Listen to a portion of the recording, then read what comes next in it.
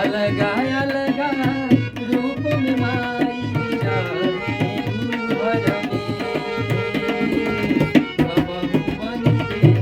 सती तुम्हारी चली जालू दूर रे कबहू बन के सती तुम्हारी चली जालू दूर रे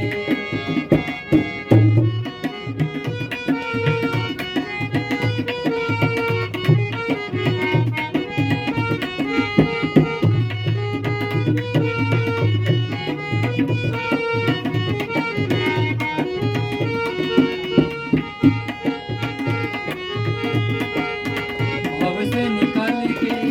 रूप बदल के तू रहे रूप बदल के भव से निकल के खुद संभल के